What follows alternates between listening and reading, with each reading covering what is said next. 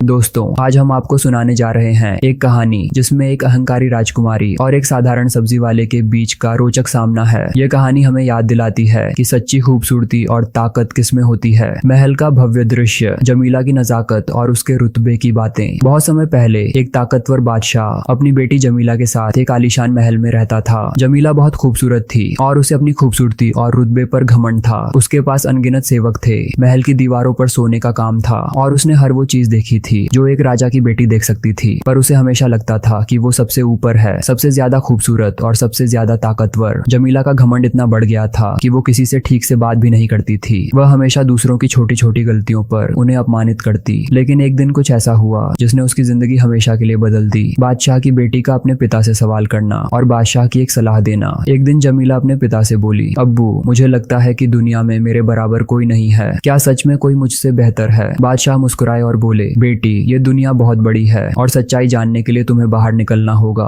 तुम शहर घूमो, खुद तलाशो कि क्या तुम्हारे जैसा कोई है। जमीला को यह बात चुनौती की तरह लगी। उसने सोचा, मैं साबित कर दूंगी कि इस दुनिया में मुझसे बेहतर कोई नहीं है। जमीला का बाजार में भ्रमण और सब्जी वाले के साथ सामना। जमीला ने अपने शाही रथ में बैठकर बाजार का रुख किया। वहां उसने एक साधारण सब्जी वाले को देखा जो बड़ी मेहनत से सब्जियां बेच रहा था। उसके चेहरे पर एक सुकून था, जैसे उसे दुनिया की किसी चीज की परवाह नहीं। जमीला ने उसे घृणा से देखा और बोली, तुम कौन हो? क्या तुम्हें पता है मैं कौन हूँ? सब्जी वाला मुस्कुराया और बोला, बेटी, मैं एक साधारण सब्जी वाला हूँ, मगर मेरे पास वो है जो शायद तुम्हारे पास नहीं है, दिल का सुकून और संतोष। जमीला ने ठाका लगाया, सुकून, संतोष? मेरे पास दौलत है, रुतबा है और ये सारा बाजार मेरे एक इशारे पर नाच सकता है। सब्जी वाले ने उसकी बातों पर ध्यान नहीं दिया और फिर से अपने काम में लग गया। सब्जी वाला जमीला को चुनौती देता है और उसके शब्द जमीला को भीतर से हिला देते हैं। जमीला ने खुद को अपमानित महसूस किया। उसने सब्जी वाले को चुनौती दी, अगर तुम्हारे पास इतनी ही ताकत है तो मुझे साबित करके दिखाओ कि तुम मुझसे बेहतर हो। सब्जी वाले ने हंसते हुए कहा, बेटी, असली ताकत अंदर की होती है जो किसी कीमत पर खरीदी नहीं जा सकती। यह ताकत केवल मेहनत और ईमानदारी से कमाई जाती है। इन शब्दों ने जमीला को हिला दिया। पहली बार उसने महसूस किया कि शायद दुनिया में कुछ चीजें ऐसी हैं जो उसकी समझ से बाहर हैं। वो सब्जी वाले की सादगी में एक अलग तरह की शक्ति देख रही थी। वह सोच में पड़ गई, क्या वाकई ताकत और खूबसूरती दौलत से ही तय होती है? जमीला के मन में अब उथल पुथल मची हुई थी। उसने महल लौटकर खुद से सवाल करना शुरू किया, मेरे पास सब कुछ है, मगर मेरे अंदर एक खालीपन क्यों है? सब्जी वाले की बातें उसके कानों में गूंज रही थीं।